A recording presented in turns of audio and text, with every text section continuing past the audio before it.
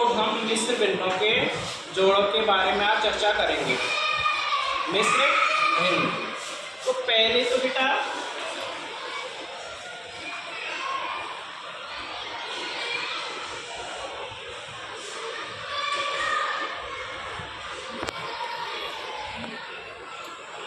भिन्न दो प्रकार की होती है, साधारण भिन्न और मिश्र भिन्न।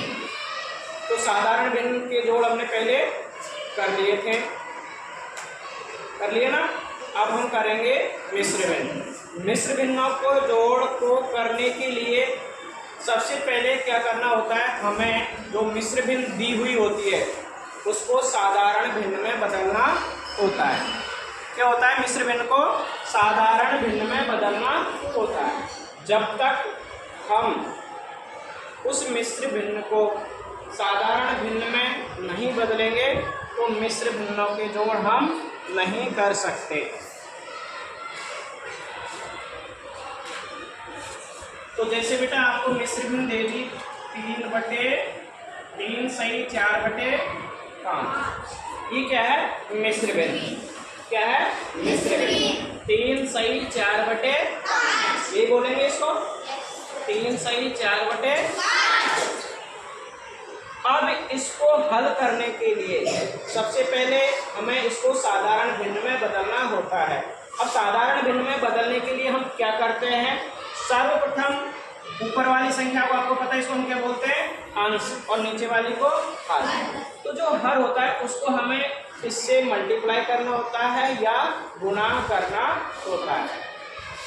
तो 5 को हम 3 से गुणा करेंगे तो 5 दिया 15। और ऊपर वाली जो संख्या होता है, ऊपर जो भी अंक होता है उसको हम उसमें जोड़ते हैं। तो 5 को 3 से गुणा किया तो 5 दिया 15। 15 में क्या जोड़ेंगे हम, 4। तो 15 और 4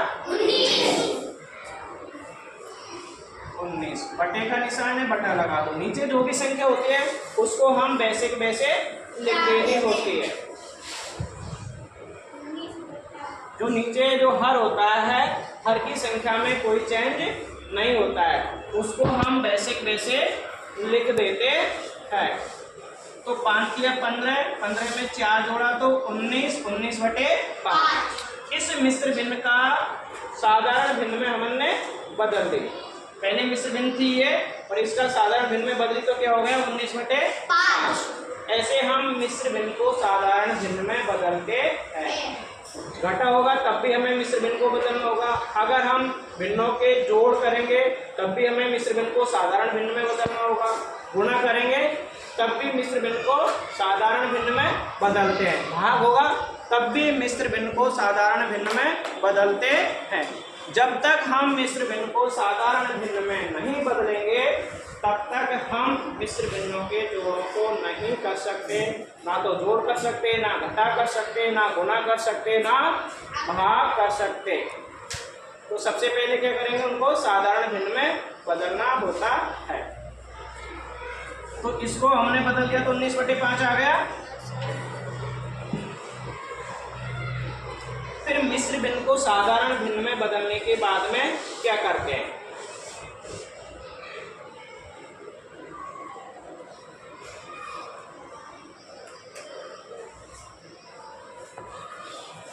जैसे आपके पास में एक सवाल आ जाता है, ये सवाल किसमें, मिश्र भिन्न में। तो सबसे पहले हम साधारण भिन्न बदल लेते हैं इसको। तो इसको बदलेंगे तो 2 चौके 8 में 4 जोड़ा तो 12/2।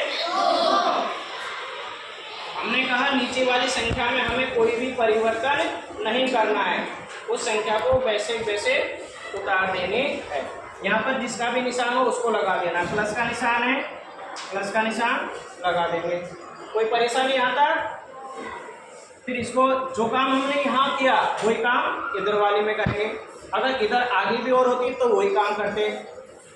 4 दूनी 8 में 3 जोड़ेंगे तो 11/4। इतना करने के बाद में हम क्या करते हैं, एलसीएम लेते हैं। साधारण भिन्न में जो हर होता है, नीचे वाली संख्या को हर बोलते हैं, जो हर होता है उनका हमें एलसीएम लेना होता है। तो नीचे कौन कौन सी है? 2 और 4। 2 और 4 का हमें एलसीएम लेना है। एलसीएम निकालेंगे तो एलसीएम लेने के लिए हम क्या करते हैं? पहले हम ऐसी संख्या देखते हैं, जितनी संख्याओं का हम एलसीएम कर रहे हैं उनमें सभी में भाग जाना चाहिए, ज़्यादातर भाग जाता हो। अब 2 में 2 का भाग जा रहा है और 4 में भी 2 का भाग जा रहा है। उस संख्या को चुनते हैं जिसमें भाग पूरा पूरा जाता हो। कहीं आप कह दो सर इसमें 3 का भाग दे दो, क्योंकि 3 से पहाड़ी में ना तो 2 आ रहा ना 4 आता है, भाग पूरा पूरा नहीं जाता, शेषफल बचता है। तो उस काम को हम एलसीएम में नहीं करते। हम जिस भी संख्या का भाग देते हैं वो ऐसी संख्या लेते हैं जिसमें भाग पूरा पूरा जाता हो, कोई भी संख्या शेष नहीं बचती हो। तो 2 का दे दें, 2 1 2 दूनी 4। फिर लाइन खींच दो। अब किसका जा रहा है? 2 का जा रहा है। फिर 1 को ऐसे कैसे उतार देंगे? 2 1 क्या बता, कुछ बचा क्या? कुछ नहीं, 1 बचा है। 1 का भाग देंगे तो वही आएगा। तो इधर वाली जो संख्या आती है उनका हम गुणा कर लेते हैं। गुणा करने पर जो भी संख्या आप लोगों को प्राप्त होती है वो आपका एलसीएम होता है। इधर वाली जो संख्या आती है उनको हम ऐसे कर देते हैं बेटा, 2 × 2। अगर और भी संख्या होती तो फिर मल्टीप्लाई करते जाते, गुणा करते जाते, संख्या लिखते जाते। लेकिन और कोई संख्या है नहीं आपके पास में। 2 × 2 है तो 2 × 2 करेंगे तो 2 दूनी 4। तो इसका एलसीएम कितना आ जाएगा? 4। इतना सब करने के बाद में इसको हम मिटा देते हैं। एलसीएम आया, उसको हम यहाँ साइड में लिख देते हैं। ठीक है, आ गए यहाँ तक समझ में? एलसीएम करने के बाद में क्या करते हैं? जो एलसीएम आता है उसमें हर का भाग देते हैं, और जो भाग देने पर जो भागफल आता है उसको हम अंश से गुणा कर देते हैं, मल्टीप्लाई कर देते हैं। और मल्टीप्लाई करने पर जो संख्या आती है, जो अंक आता है, उसको हम यहाँ वैसे वैसे लिख देते हैं। तो 4 में 2 का भाग देंगे, 2 दूनी 4। कितनी बार गया भाग? 2 बार। 2 बार गया ना, तो 2 को इससे हम क्या कर देते हैं? गुणा। तो 12 दूनी 24 हो गया। प्लस का निशान है तो आप प्लस का निशान लगा दीजिए। यहाँ अगर आपके बेटा समझ में नहीं आया भैया क्या आया तो तब लिखने की जरूरत है, वरना यहाँ लिखने की कोई भी जरूरत नहीं है, हमें ध्यान भी रख सकते हैं। जो काम हमने यहाँ किया वही काम इन अंकों के साथ में करना, ठीक है ना? जो काम हमने इन संख्याओं के साथ में किया वही काम हमें इधर करना है। 4 का भाग देंगे, 4 में 4 1 4। कितनी बार गया भाग? 1 बार।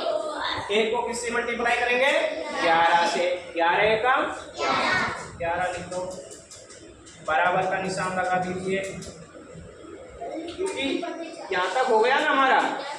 अब ये क्या कह रहा है? प्लस लगा दे तो दोनों संख्याओं को हम जोड़ देते हैं। 24 और 11 को हम जोड़ते हैं तो 35 35 आता है। 35 बटे 4 ये क्या हो जाएगा आपका आंसर, उत्तर। ऐसे हम क्या करते हैं? मिश्र भिन्नों के जोड़, साधारण भिन्नों के जोड़। मिश्र भिन्नों का है जोड़ तो उसको हमें सबसे पहले साधारण भिन्न में बदलना है। साधारण भिन्न में बदलने के बाद जो हर संख्या होती है, जो हर अंक होते हैं, उनका हमें एलसीएम लेना होता है, लघुत्तम समापवर्तक। एलसीएम लेने के बाद में नीचे जो संख्या होती है, जो आपका एलसीएम आता है उसका भाग देते हैं, जो भागफल आता है उसको अंक से मल्टीप्लाई करते हैं, और मल्टीप्लाई करने पर जो अंक प्राप्त होता है उसको हम यहाँ लिख देते हैं। फिर लास्ट में जाके जोड़ देते हैं, जोड़ने पर जो संख्या आती है वही आपका आंसर होता है। ठीक है, आ गया समझ में? धन्यवाद।